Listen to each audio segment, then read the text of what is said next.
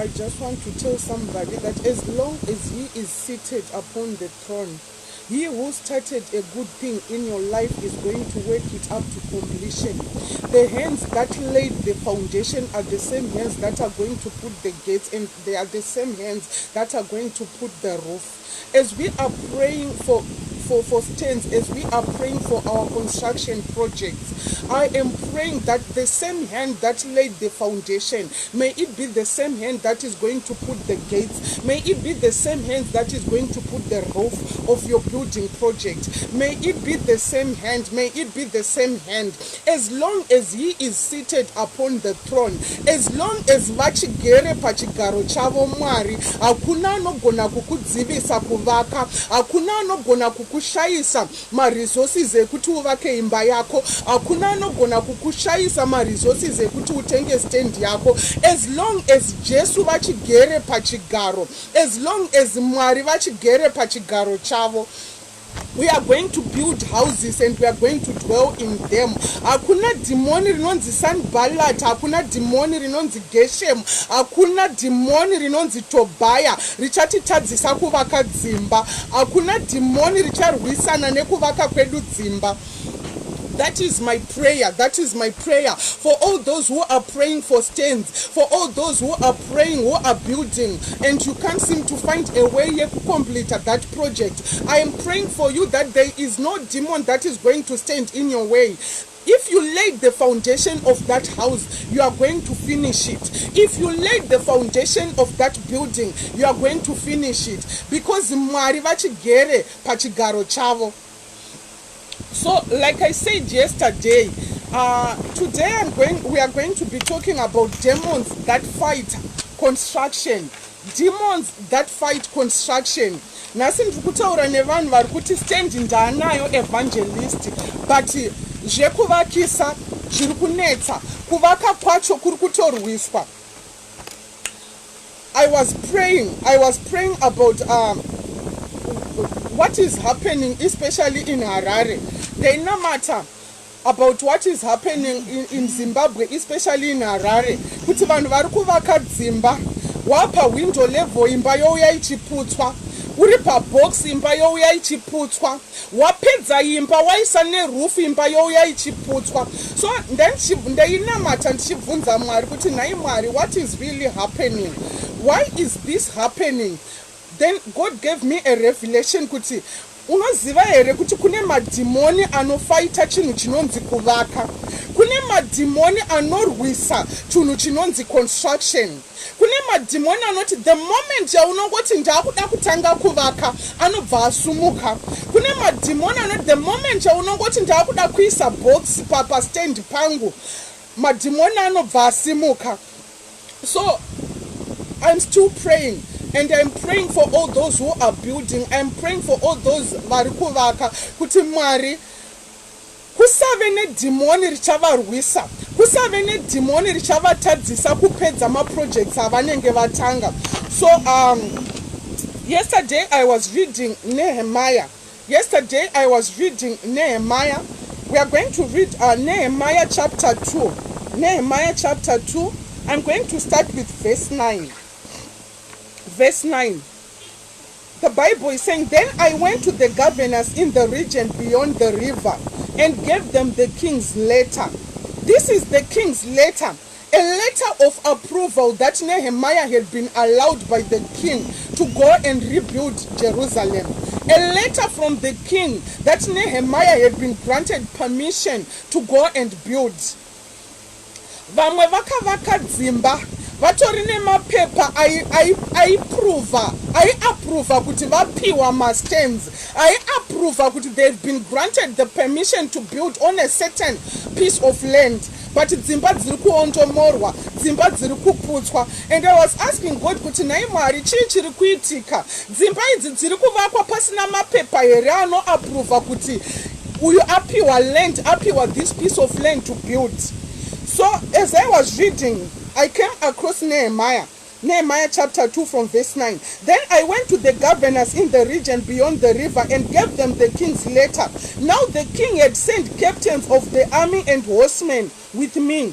When Sanballat the Horonite and Tobiah the Amorite official heard of it, they were deeply disturbed that a man had come to seek the well-being of the children of Israel.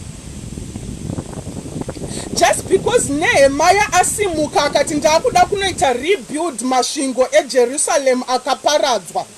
After hearing that those who remained in Jerusalem were in distress and they were afflicted, Nehemiah says, I'm going to rebuild the walls. And these men, Sanballat and Tobiah, the Bible is saying they were furious. And they were troubled that a man had risen to rebuild the walls of Jerusalem. The moment you going to set your heart on a building, on a construction project, kune demoni rinonzi Tobaya, kune demoni rinonzi Sanbalati rinobva rasimuka, demoni risingade kuti vanhu vagare mudzimba, demoni rinoda kuti vanhu varape vachishungurudzwa vari mukuloja, demoni rinoda kuti vanhu varape vachishungurudzwa vari matenants, demoni rinoda kuti vanhu varape vari exposed to any kind of attack because havasi kugara mudzimba dzavo. At this time, when wasara ku Jerusalem, very pachena, they are exposed. The enemy can do anything at any time because there are no walls around them, because they don't have their own tents to dwell in, because they don't have a stronghold to dwell in. And I need to rebuild the walls of Jerusalem. Sanbalati na Tobaya vatosimuka. Musiwa wakangofunga kuti ndakuda kuchitanga kuvaka. Kune demoni rinonzi Sanbalati rakasimuka. Kune demoni rinonzi Tobaya rakasimuka. Risingade kuti ugare muimba yako. Risingade chinhu chinonzi kuvaka. Kune mademoni anorwisa kuvaka. Kune demoni rekuti wanga uchimbowana mari all along. Musiwa unowana stands diga foundation kuti ndakuda kuisa footing wabva wanzi basa rapera. Musiwa unotanga kunodiga foundation kuti uise footing wabva wanzi amai varwara kumusha zvisingaite. Musiwa unowana stand kunodiga foundation kuti uise footing wabva wanzi mwana arwara atyoka gumbo akuda kupinda muchipatara. Kuti ungobudisa mari yawanga uchida kutenga cement uchiendesa ku problem yasimuka. Kuti ungobudisa mari uchiendesa somewhere else kusiri ku construction a project. Ariko mademoni anonzi Sanbalati na Tobaya, mademoni asingade kuti dzimba dzivakwe, mademoni asingade kuti dhaga nemvura zvisangane nechidhina. Demoni rinoti hakufanirwe kunge kuchivakwa. I think I'm talking to some people who have experienced this. All along things were okay. All along your business was okay. It was profitable and you had customers. Musiwa wakangotenga stand ukati ndakuda kutanga kuchivaka.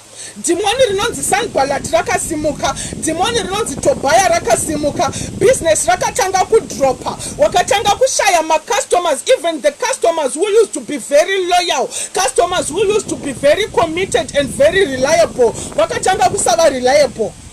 Vawaisimbo kwerete savachibhadhara in time vakatanga kusabhadhara.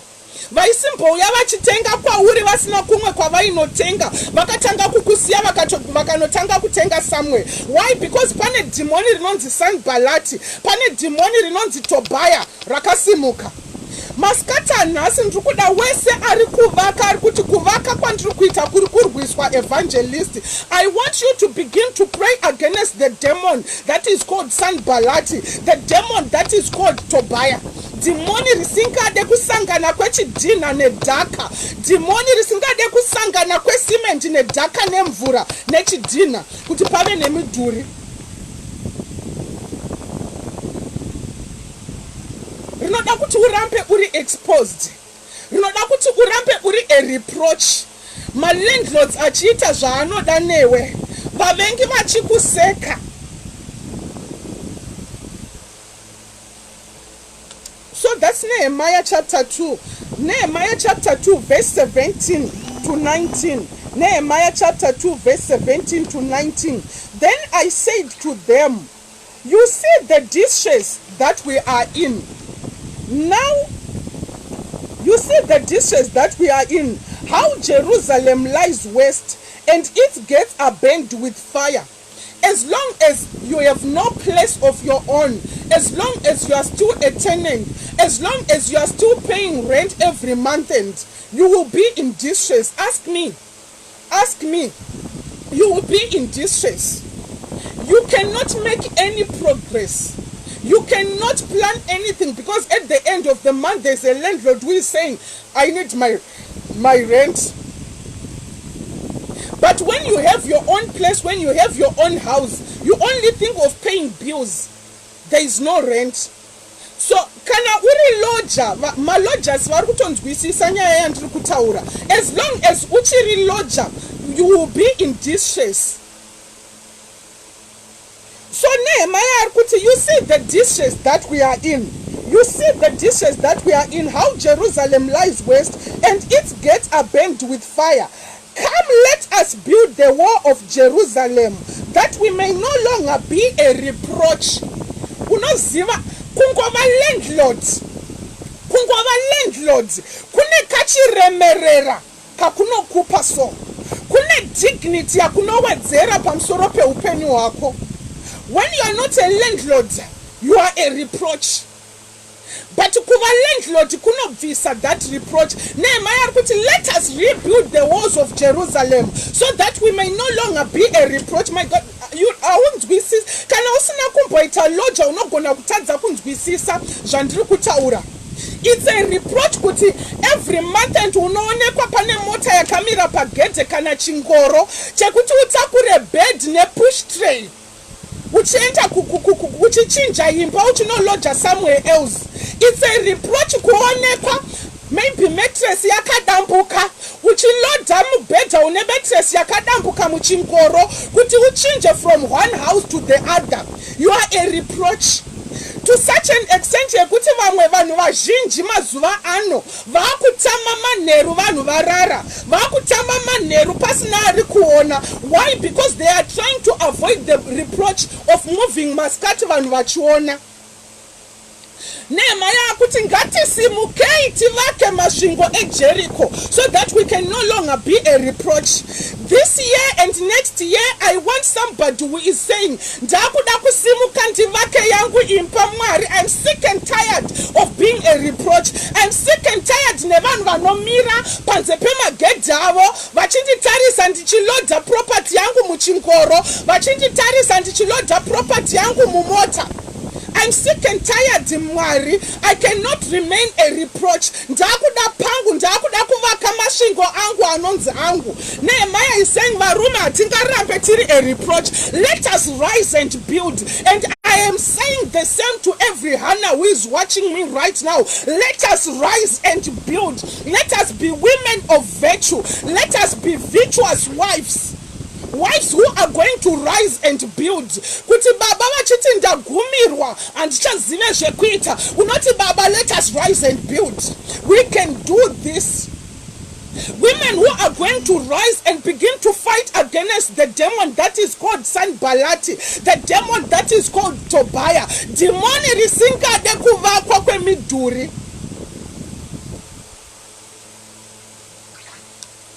Nehemiah, let us rise and build so that we can no longer be a reproach. Come, let us build the wall of Jerusalem that we may no longer be a reproach. And I told them of the hand of my God which had been good upon me, and also of the king's word that he had spoken. So they said, let us rise up and build. Then they set their hands to this good work. I want now to you to listen. But when Sanbalati, the Horonite, Tobiah, the Ammonite official, and Geshem, the Arab, heard of it, they laughed at us and despised us. Pekutanga vachinzwa kuti Nehemiah auya kuzoita rebuild the walls of Jerusalem. The Bible is saying hazvina kuvaitira zvakanaka. And now vanzwa kuti vakuda kutotanga kuvaka, zviri kunzi they began to despise us. Gore ravakada kutanga kuvaka, pane vanhu vakatanga kukudiscourage, pane vanhu vakatanga kukumoka, pane vanhu vakatanga kukuseka. Avasikana neeconomy zvayakaita munofunga kuti munoipedza imba iyi. Avasikana nezvazviri izvi munofunga kuti inopera here. Munoiwana kupi simende yacho? Kochidhina zvacho mambonzwa kuti chiri kuita mari. Manzwa here kuti madhoframe ari kuita mari. Rufu yega munoziva here kuti quotation yacho yakamira sei. They began to despise you. They began to discourage you. They began to despise and mock you. Demoni rinonzi Sanbalati, demoni rinonzi Tobiah, demoni rinonzi Geshem, idemoni rekushora, idemoni rekuseka paunenge wakuda kutanga kuvaka. Mambona imba yacho yavari kuvaka zvayakaita. Kuvaka imba ine gebho mukore uno. Mambona imba yacho yavari kuvaka zvayakaita. Inenge yakatsveyama. Mambona imba yacho yavari kuvaka zvayakaita. ine one course zvine basa rei izvozvo. Chikuru ndechekuti I am building. So the Bible is saying, but when Sanballat the Horonite, Tobiah the Ammonite official, and Geshem the Arab heard of it, they laughed at us and despised us, and said, what is this thing that you are doing?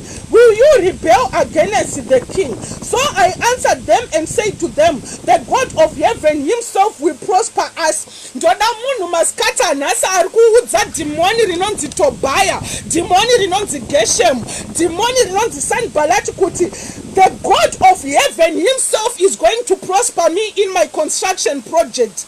The God that I serve is going to prosper me. And nabasa nekuti manti seka, and nabasa nekuti manti discourage. I know the God that I serve. I know the God that I worship. He is going to prosper me. Pavanozama kukudiscourage vaudze kuti Mwari vakatanga foundation yeimba iyoyi vachaipedza mufunge. Vaudze kuti Mwari vakatondipa stand iyoyi vachaipedza mufunge. He who started this good thing is going to see it to its completion. Therefore, we his servants will arise and build, but we have no heritage or right or memorial in Jerusalem. So I don't know what you are going through, and this kuzivama problems auri kufesa, and this kuzivama hiccups auri kusangana nao, but ndoda kuti usimuke like a prayer warrior, and I want you to begin to declare and decree that the God that I serve is going to prosper me. The God that I serve is going to finish this house. The God who laid the foundation of this house is also going to put the roof of this house. Ndinopedza chete kuvaka. Sanballat na Tobiah na Geshem varipo, mashingo anovakwa chete. Tanga kurwisana ne demoni rinonzi Tobiah makuseni ano. Tanga kurwisana ne demoni rinonzi Sanballat. Tanga kurwisana ne demoni rinonzi Geshem. Demoni rinoramba kuvakwa kwedzimba. Demoni rinoramba kuti vanhu vagare mudzimba dzavo. Tanga kurwisana naro izvezvi. Maybe you are facing hiccups, you are building, but you are facing hiccups. Tanga kurwisana ne demoni iroro. Demoni rinonobata ma resources. Inzwa nematsamwiro akaita Geshem, matsamwiro akaita Sanballat, matsamwiro akaita Tobiah kuti masvingo eJericho asavakwa. It is the same with you. Kune ruoko rwakatobata cement kuti usaiwana. Kune ruoko rwakanobata mafinances ako kuti usabvera watenga building material iri kudiwa. But ndiri kuti izvona tanga kurwisana nemadhimoni iwayo, tanga kurwisana nemhepo idzodzo dzakabata mari, tanga kurwisana nemhepo dziri kuramba kuti uwane maresources ekuvaka imba iyoyo. Every Tobiah, every Sanballat, every Geshem, out of my life I'm going to finish my project. I'm going to finish this house. My God, and this even right now, if you are building, I want you to go to that site right now and begin to pray and say, I pull down every stronghold. I pull down every spirit of Tobiah, every spirit of Geshem, every spirit of Sanballat on my project right now. I pull their strongholds down right now. My weapons are not carnal, but they are mighty to the pulling down of strongholds. Every stronghold that is against my building project, I command you, I pull you down right now in the name of Jesus. Begin to pray, begin to make a declaration. Go to your construction site, begin to make declarations, begin to make decrees. Uchitenjerera uri popa stendi papo, uchitenjerera uri momu madziro eiba iri kuvakwa iyoyo. Begin to make those declarations. Begin to make those declarations. Go there right now. Begin to pray and make declarations. Uti inondo iri kuzopera. Satan uchida usingadenti noipedza chete impa ino. The Lord is going to avail the resources that I need for the completion of this project. Dzinovakwa mani dzimba ime. Dzinovakwa varoi vekumusha vasingazvide. Dzinovakwa varoi vekumusha vachiramba. Dzinovakwa chete dzimba gore rino negore rinouya. Mahanas are going to be landlords. I decree and I declare that the resources are going to be availed. Tichavaka dzimba kuchaita matestimony edzimba dzakavakwa dzikamira. Nehemiah chapter 4. Nehemiah chapter 4 verse 3. Nehemiah chapter 4 verse 3. Let's start from verse 4. But it so happened when Sanballat heard that we were rebuilding the wall, that he was furious and very indignant and mocked the Jews. But it so happened when Sanballat heard that we were rebuilding the wall, that he was very furious and very indignant. Demoni risingade kuti uvake. The moment yaunongotanga chete kuleya foundation kuisa footing chete, that demon becomes very furious and indignant. Aridi kusangana kwedhaka nemvura nechidhina. So the Bible is saying he became very furious and he became very indignant. Pakomana nyaya yekuvaka ndoda kuti unzwisise kuti inotori nemhepo dzinoirwisa. Kuna mhepo dzinosimuka zvine simba panyaya yekuvaka. Iko kutongofunga chete kuti ndakuda kutenga stand kunogona kukusimudzira mhepo dzekuti unoshaya kuti zviri kubva nepapi. Kungofunga chete kuti gore rino ndakuda kutanga kuunganidza mari kuti nditenge stand, unogona kusimudzirwa mhepo dzinokudzinga pabasa, unogona kusimudzirwa mhepo dzinokuvharira business. Tichitaura stand usati wafunga kuvaka, usitomborina stand yacho uchifunga kuunganidza yekutenga stand.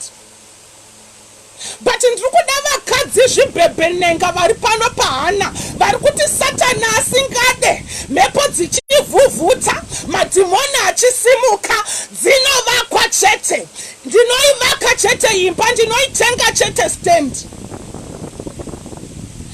Akakuudzai kuti stand inotengwa muHarare chete ndiani imimi? Akakuudzai kuti stand inotengwa muBulawayo nemuGweru chete ndiani?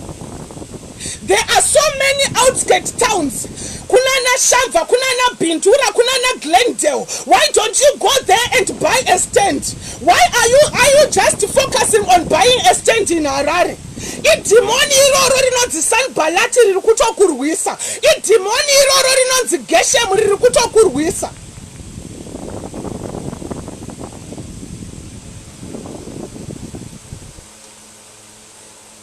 Even if you cannot afford a stand in Harare, why don't you go and buy a stand in Glendale?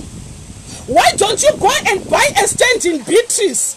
Why don't you go and buy a stand in Mvuma? Wakamirira chete ndoda kutanga ndaunganidza yekuti nditenge muno muHarare makore mangani? Makore mangani uchida kutsvaga mari yekutenga stand muHarare? Makore mangani uchida kutsvaga mari yekutenga stand muBulawayo?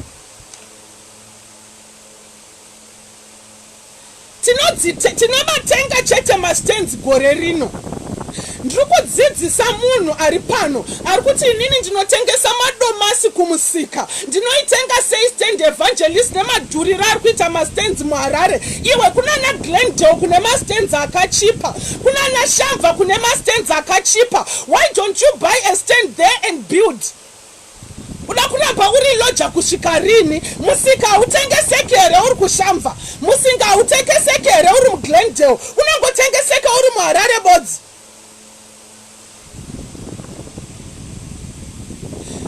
Enda kuShamva izvezvi unoona kuti vanhu vari kuvaka dzimba sei muShamva imomo mukatauni kadiki diki, imomo muGrowth Point imomo muri kuzendemurwa mazidzimba akafanana nedzimba dziri kuBorodale. My God, you create your own Borodale in Shamva, you create your own Borodale in Glendale.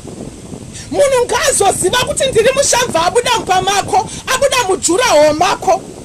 Unorizendemura zimba rako muGlendale, waita landscape shopping yakanaka zvokuti munhu akakushanyira anozoziva chete kuti ndiri kuglendale abuda mujuraho, anozoziva chete kuti ndiri kushavha abuda mujuraho. Imi makamirirei kutenga mastands? Imi my God, ndoda mahana achatenga mastands mugore ratiri kupinda iro riri.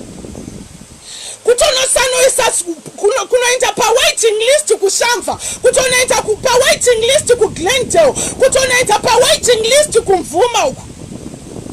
Ngativakei dzimba iva nepako panonzi ndepako. Munozotinetsa mafa malandlord achiramba kuti tuye tikuchemerei padzimba dzekuloja. Kusvika pakuti even mwana anosvika pakuroorwa muchigara muimba yekuloja. Imi hamunyarere imi vadzimai vehana, ndoda kuti musimuke. I want Hannah to rise. I want every woman to rise and have her own title deeds. Hazvina basa kuti ndeyekupi matitle deeds iwayo. Kwachirumanzu kuna nahama growth point. Why don't you go and buy a stand there? Makamirira chete kuti mutenge yemuHarare.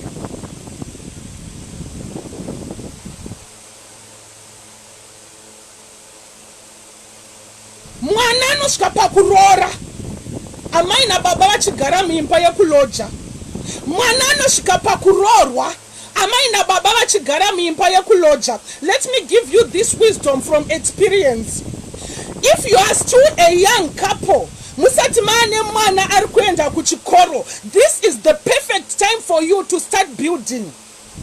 Paunangotanga kuti ndakuda kutenga mauniform, ndikuda kubhadhara fees yemwana yekuchikoro, gara waziva kuti zvinenge zvavharana. If you can still do it right now, vana ivavo vasati vakuda fees dzekuboarding, I want you to do it now.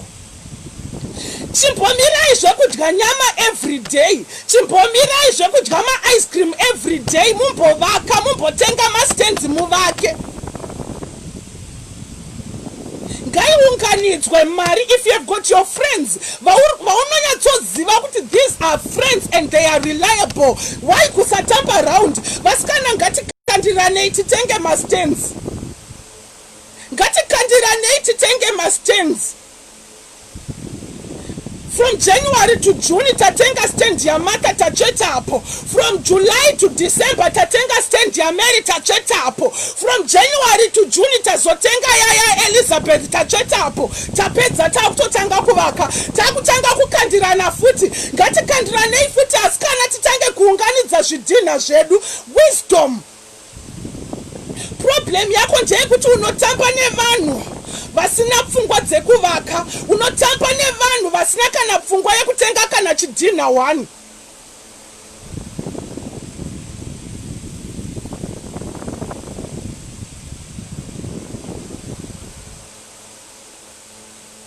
Are you ready to rise and build? Are you ready to rise and build? Vakomana, mwana akangotanga kuenda ku form 1. Akangotanga kuenda ku form 1. I'm telling you. I'm telling you. Sometimes it's wise. Kuendesa zvako mwana pa primary school isina basa uchivaka. Akuenda ku secondary wozomuendesa ku a good school. Then kuendesa mwana ku NA school. Ari ku primary but usina imba yekugara uchiloja.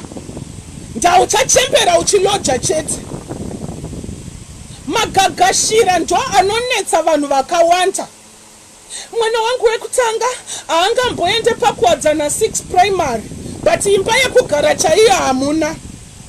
Ari kubuda akachienda ku a private school but achibuda muimba yekuloja. Mari yese yamuri kuendesa ku private school iyoyo madii matenga stand.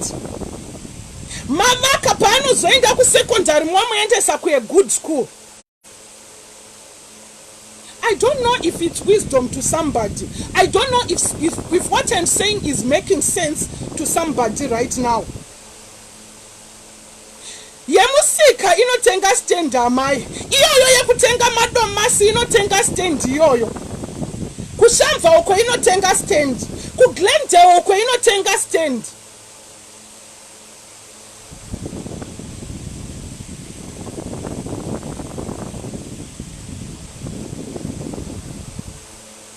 ndoitenga sei evangelist ndinongomukirawo kumbare kunohodha madomasi iyoyo isevhei iyoyo mutenge stand mozotengesa madomasi enyu makagara pagedhi reimba yenyu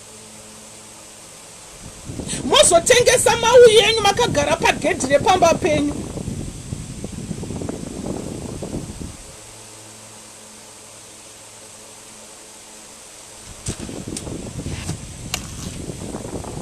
Nehemiah chapter 4.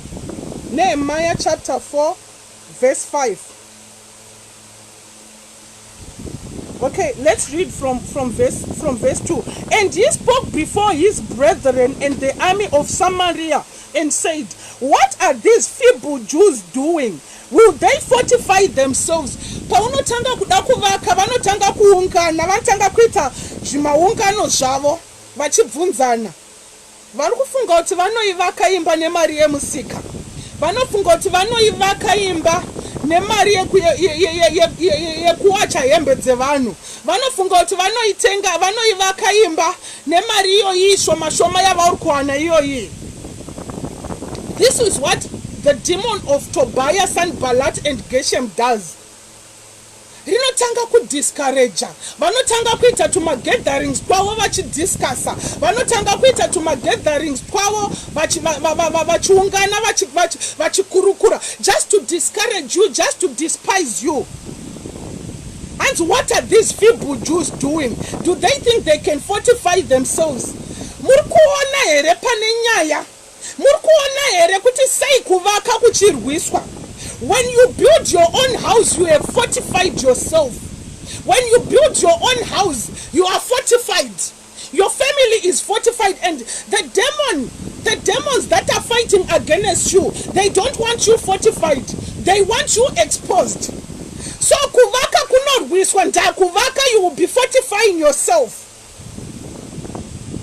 What are these feeble Jews doing? Do they think they can fortify themselves? I want you to look the devil in the face and say, yes, I'm going to fortify myself. Yes, I'm going to fortify my family, and you can do nothing about it. Will they fortify themselves? Will they offer sacrifices? Hey, Wakwamanaka. Will they offer sacrifices? Ndakana wapakwa pamba.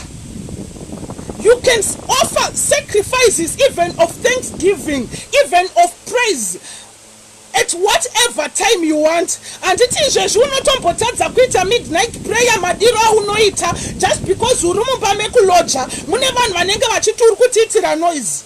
But when you have got your own house, you can offer sacrifices of thanksgiving. You can offer sacrifices of praise, because hakuna no kurambidza, hakuna no kulimita kuti mazotitira noise ndiri mumba mangu. Saka kuvaka kunorambidzwa. Ndavadi kuti unamate manamatiro aunoda iwewe. Havadi kuti utenjerere uchiita noise sezvaunoda iwewe. They want you confined. They want you limited. Askana mukabva mamukana 12 muchititira noise kudaro amwe techida kurara isu unonamata sei uri muimba yekuloja. But enta unogara mumba mako uone kuti even at 1 a.m. you can wake up and make as much noise as you want. And unogara mumba mako, when not even at 3 a.m. you can wake up and make as much noise as you want. Pasina muna nomukachi kubvunza kuti naimi zvanga zvamboita seiko kutitira noise yakadaro.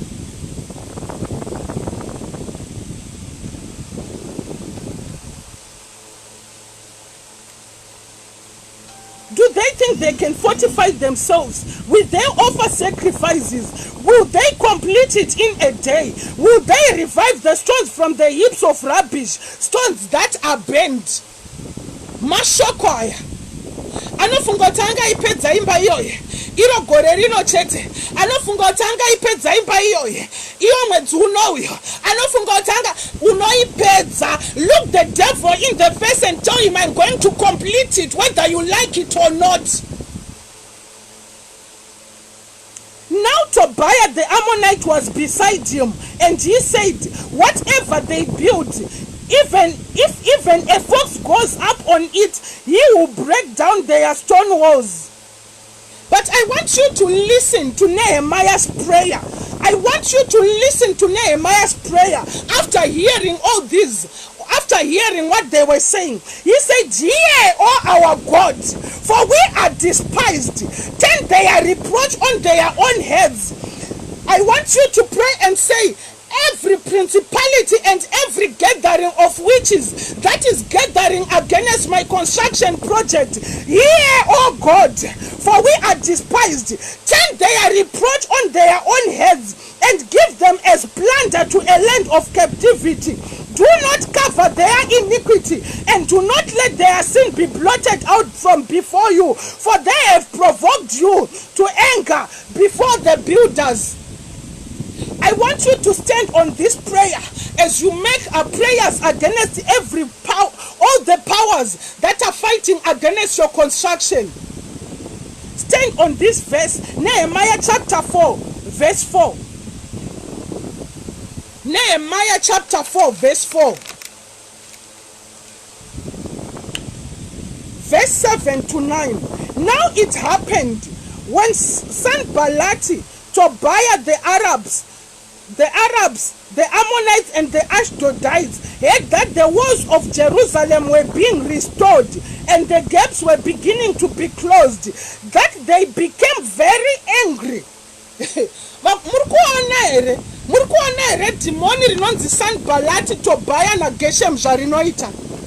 They became very angry when they heard that the gaps were beginning to fill up. They became very angry. And all of them conspired together to come and attack Jerusalem and create confusion.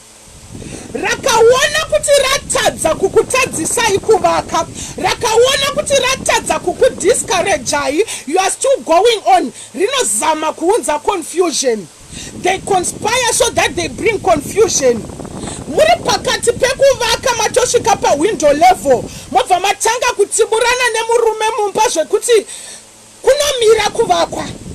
Mobva matsiburana zvekuti haivakwe imba. Motanga kuita makakatanwa, potanga kuita confusion. They conspired so that they can bring confusion. They conspired so that they can attack and bring confusion, so that the work could cease. Kana pango ya confusion, construction haichaitike. Ukanoverenga kuna Genesis uchanzwa Mwari when the people were building the Tower of Babel, and God says, what can we do so that these people they cease are building this tower? And he says, let us go there and confound their language. Mwari pavanongosvika vachidyara confusion, Tower reBabel harina kuzovakwa. Saka in the same manner the enemy knows kuti ndakangono create confusion kuvaka kunomira. Vakaona kuti vazama kubata resources zvaramba, vazama kukudiscourage zvaramba, now they bring confusion.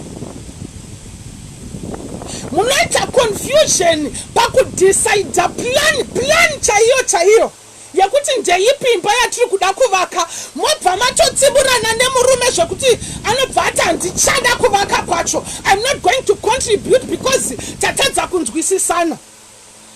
Vakambovaka, you understand what I'm saying?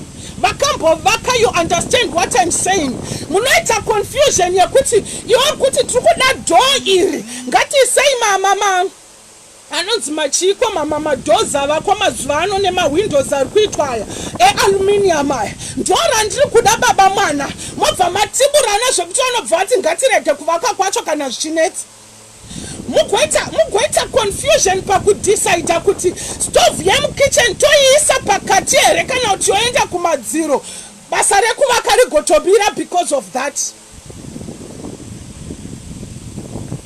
Kana pane vakambovaka a couple marorana, you understand what I'm talking about. Muri pakuvaka muvenga anosumudza confusion yekuti imba inomira kuvakwa. I want want you to begin to pray against every spirit, every attack of confusion that may want to rise against your project. Every attack inozama kuunza confusion pakuvaka kwa muri kuita, come against it right now. Even muchine stand musati matanga kuvaka, garawa ziva kuti muvenga akatadza kubata ma resources anounza confusion. They conspired to bring confusion. They begin to conspire to bring confusion. Kuvaka, if you are a couple, kwakango fanana ne muchacho. Zvinorwiswa left, right, and center, and the enemy will try to attack from every angle. Akatadza from this angle, anotaya from that angle. Akatadza from that angle, anotaya from this angle. Akatadza from this angle, anotaya from this angle. Achirwisa chete kuti chidina nedhaka nemvura ngazvisasangana. Azviite, you cannot fortify yourself. Why do you want to fortify yourself? How then do we attack?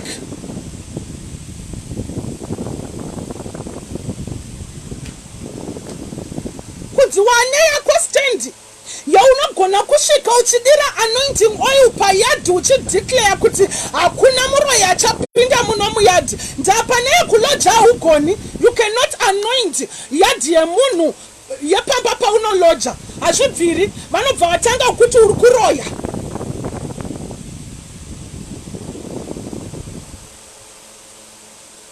Why do you want to fortify yourself? You cannot fortify yourself. Ipapapa unzwisise kuti mepo dzese dzinosimudzwa uri panguva yekuvaka dziri kungorwisa chete kuti you cannot fortify yourself.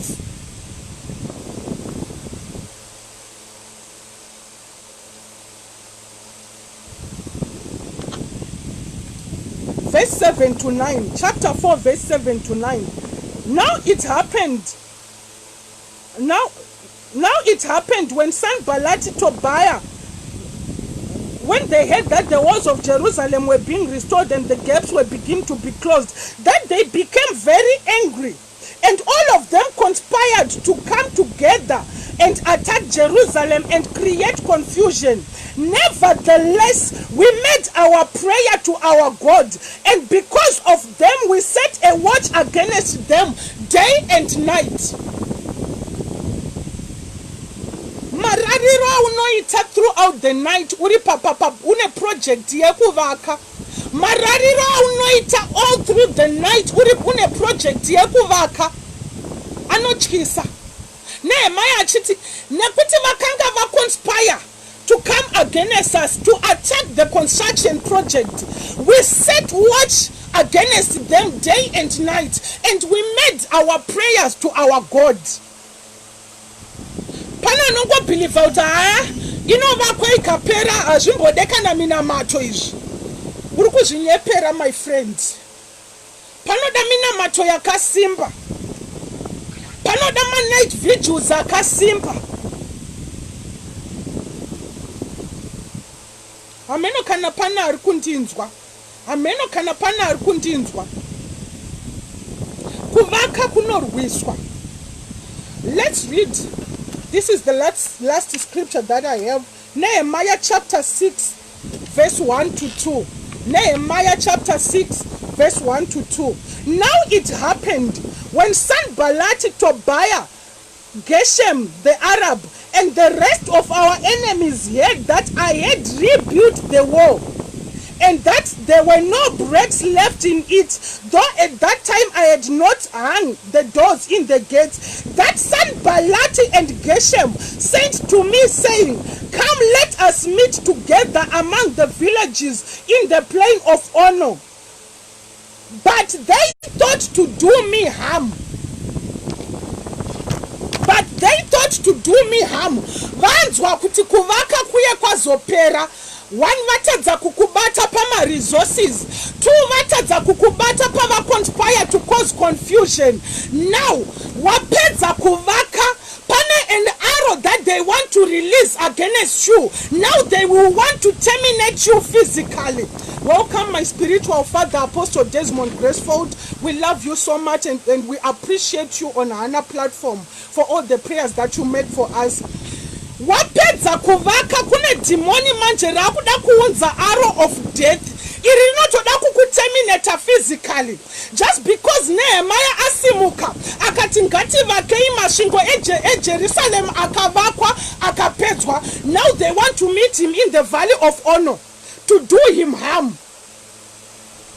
So kune demoni rinoti ratadza kukubata kumwe kwese yapera imba mnonzoshinzi veduwe vachipedza kuvaka imba yavo vangorine 1 week vagaramo vakaita accident vakafira passport.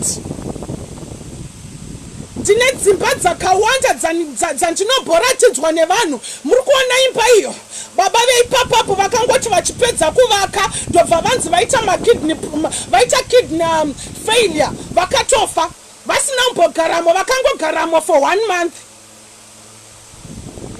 I want you to begin to pray about it right now. Kune demoni rinoti rikakutadza pakurwisa kusanganiswa kwedhaga nemvura nechidhina rinozoda kuterminata physically, rinozoda kuuraya physically. Kune vanhu vakavaka dzimba dzinotyisa vakafa vasina kudzigara. Why? Because demoni rinonzi Tobaya, Sanballat naGeshem ranga rinavo take. But ndoda kuti utswanye musoro wemadhimoni iwaya asati aenderera mberi, asati aenda kure, because ukavaka ukapedza they may want to attack you and terminate you wapedza. Kubeja chaiko kuti alright vaka zvako takutadza pakuvaka but tokuuraya ungarimo. Manje, I want you to look the devil in the face and tell him kuti indiri kuzoigara. Ndinogaramo ende ndichachemberera imomumu. Ndikasachemberera imomumu kura kuti ndinenge ndatozovaka imwe iri nane. Satana undiuraye. You are not going to terminate me physically.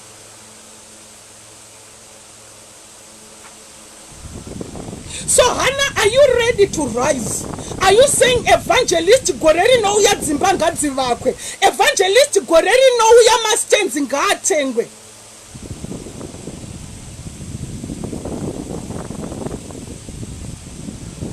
Rise, Hannah. Let's buy stands. Let's build. And for those who are in Harare, I want you to be very careful. For those who are in Harare, I want you to be very careful, because we're not gonna kushandira pasina. Inini my word of wisdom zvayo ndeyekuti zviri nani unotsvaga stand at the moment. Zviri nani kunotsvaga stand kuma outskirt towns. Build your house there.